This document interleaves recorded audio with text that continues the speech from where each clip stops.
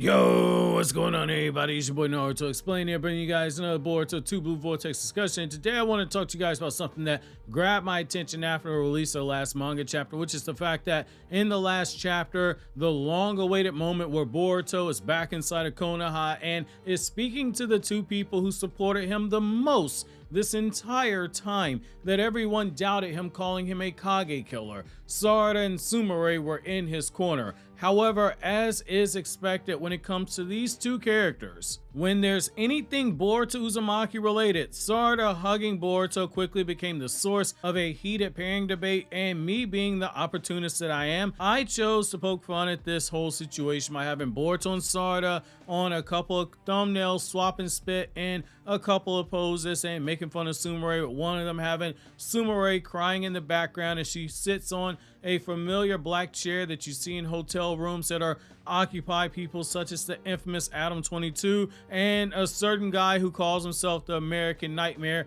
and dreams about finishing stories. With this new chapter that is out, people are pointing away at the fact that Sarada is blushing in this chapter, thinking about hugging Boruto. Oh my god, that means that this is a shipping chapter. She's blushing. And on the other side, you have people saying that Boruto was looking at Sumire funny, and it led to all the debates getting larger, that this was actually a Boruto Sumire moment or a Boruto Sarada moment. And so I want to give my thoughts on why I don't think either one of these is a big deal, honestly, particularly when it comes to Boruto looking at Sumire the way she did. You guys know I'll make fun of pairings. I'll do videos laying out all the evidence on the different pairings on all different sides, because I don't personally have a horse in either race. You let me write Boruto's story and Boruto ends up with nobody just to piss both sides off. Sarada and Sumire become cat ladies if I had the pen in my hands. But being objective though, people are so focused on the shipping aspect that they're missing the truth and the importance behind Boruto looking at Sumire in the way they did, and that whole interaction for those next few pages. And it's something I think adds layers and trauma to the character of Boruto, if we're being honest here, and it should make you appreciate everything he's been through a lot more. People are forgetting the fact that Boruto, when he's looking at Sumire at first, there's some hesitancy there, and you have the shock lines of alert around his eyes when he first sees her speak to him, because up until this point, Sarada is the only person from Konoha he knows that wasn't affected by the Omnipotence. He didn't know about Sumire, not at that point in time. Yes, he eavesdropped and heard the last bit of their conversation, but there's context that Boruto doesn't have. You guys have heard me say it a lot, and I'll say it again. Boruto as a story utilizes the art of dramatic irony a lot when it comes to writing. Dramatic irony being where we as the audience know things that the character or characters in universe don't actually know. We know that Boruto has nothing to worry about when it comes to Sumire, and that she's immune to the Omnipotence, but Boruto at this point in time, he doesn't know it for certain. That's why you have the shock lines around his eyes when Sumire is sitting down next to him and speaking to him with no hostility. When you go back to when Momoshiki explains Omnipotence, Momoshiki spells out to Boruto exactly how the Omnipotence works, and he rattles off the names of people who are immune to the Shinjutsu, and we see Momoshiki's thoughts, which are crossing over Boruto as Momoshiki speaking, and we see the images of who Momoshiki believes are affected before he gives the exceptions to the rule. He says Omnipotence doesn't affect Boruto and Kawaki because genetically they are Otsutsuki, and Otsutsuki are immune to Omnipotence. Ada is immune because she casts the Shinjutsu. Daemon is there because he's her blood relative. So by extension, he's immune to her powers. He then goes on to say a very important line that people are overlooking. Momoshiki says that Sarada, quote, for some reason, the daughter of the Uchiha somehow doesn't seem to be affected, end quote, and that's because Momoshiki saw she was unaffected. If Sarada hadn't been there, he wouldn't have put her in that sentence because he wouldn't have known. He never saw Sumire wasn't affected by the Shinjutsu. Therefore, he never included Sumire when that was stated. It's important to remember that in Boruto Naruto Next Generations, at no point prior to this was Boruto ever made aware of the fact that Sarada and Sumire were immune to Ada's Shinjutsu to control hearts of others. an extension, they would have been immune to the effects of omnipotence, altering the memories of people, since that's the true version of the power that Ada used and couldn't control. At no point in Boruto Naruto Next Generation's manga did Boruto ever learn that this was a reality. When Shikamaru learned that they were immune to the Shinjutsu, Sarada and Sumire, he kept it on a need-to-know basis, strictly between himself, Sarada, and Sumire, because he understood when the time came, if Sarada and Sumire are attacking Ada, that Boruto and Kawaki would know to go after Daemon. It was just common sense at that point. When Ada meets Boruto in Boruto Naruto Next Generation chapter 80, she doesn't go to meet Boruto and tell him, hey, Sarada and Sumire are immune. The most she can do is tell him, hey, I'm sorry for what happened, and if at any point she looks back over Sumire's actions as they're talking, all she would see is that Sumire was running through the forest and looked super determined like all the other Konoha shinobi. And she's not going to bat an eye at Sarada and Sumire being huddled together after the fact when Sumire catches up to Sarada, because those two characters have been shown interacting before and being close before. She couldn't tell Boruto that Sumire's memories weren't altered because Ada literally didn't know at the time. All she knew is that Sarada somehow wasn't affected and knew what exactly was going on, and she was listening in on Boruto and Sasuke's conversation with the Shinigami because she knew exactly where they were, and she would have heard Sasuke say that he's only helping because Sarada begged him to, and was saying that everything that he thought he knew wasn't the case and that everyone had it wrong. They were hunting the wrong person. That's why at the end of Boruto sends his assurances that he'll be safe to Sarada, telling Ada to tell Sarada that he'll be safe and nobody else because he didn't know about Sumire. Obviously, at some point during the time skip, Ada does learn that Sumire has her memories because one, Sarada and Sumire are openly walking around talking about the fact that everybody's memories are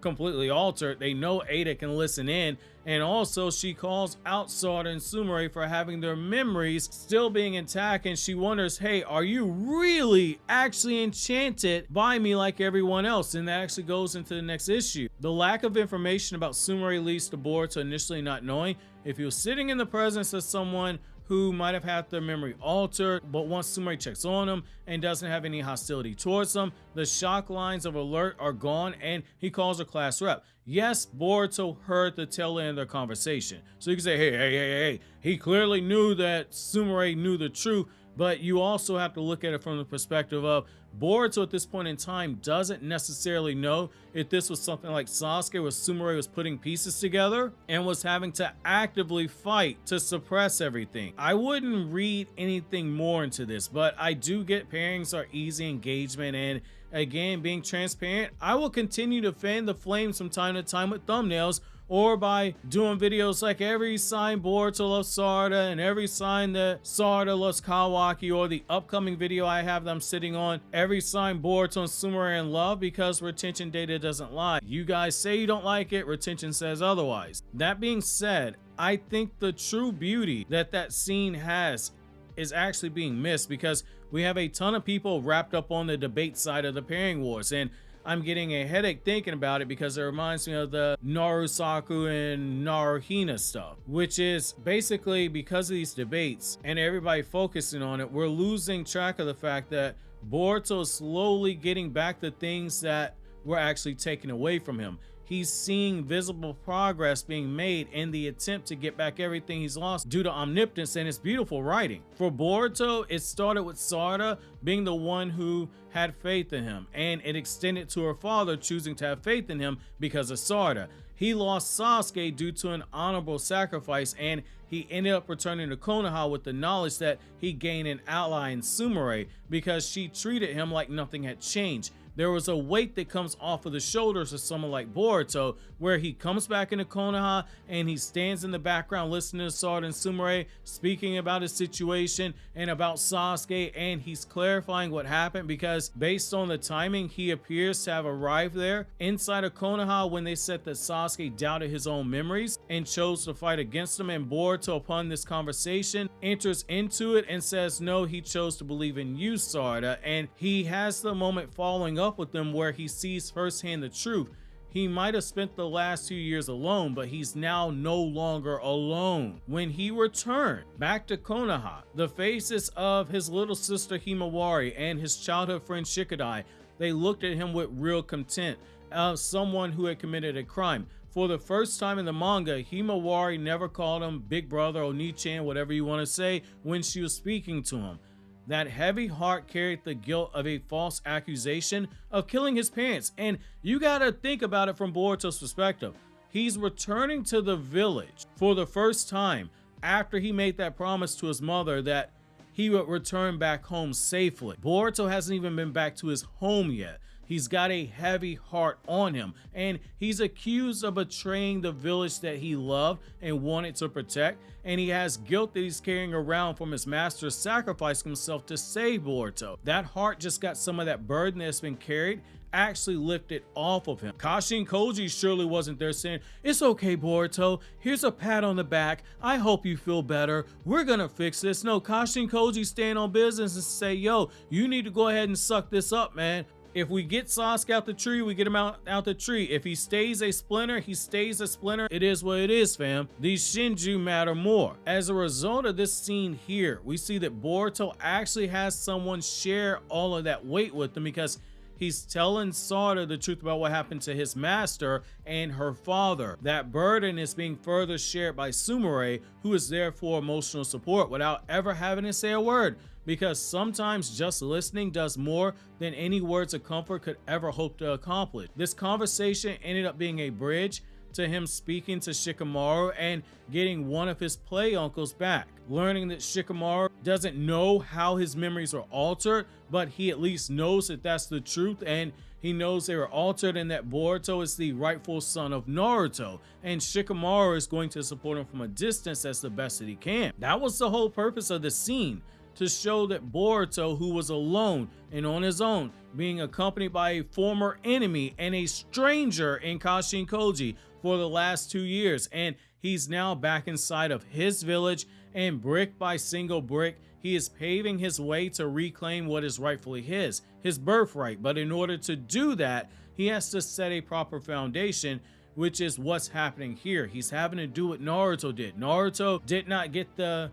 respect and the admiration of everybody in the village right then and there. Sasuke gave the playbook away at chapter 80 of Boruto Naruto Next Generations. Hey fam, you gonna have to basically do what your daddy did. That's what Boruto's doing now, one person at a time. I've said for months now, and I've doubled down on it once we got the title for Boruto Two Blue Vortex. Boruto Part 1 was the story of father and son. Boruto tells us as much. But Part 2 is Boruto's story. Part 1 is where the son, who had everything, was slowly losing it all to a boy who started with nothing and gained everything that he secretly wanted. And Part 2 is going to be the reverse happening. The boy who lost it all, slowly gaining back what he once took for granted, potentially having to make a decision about the things he took for granted, and the boy who was given everything, suddenly, slowly losing it all because he hasn't learned what it means to truly love and how to accept love. Because damaged people, and I can say this from experience, damaged people do not know how to properly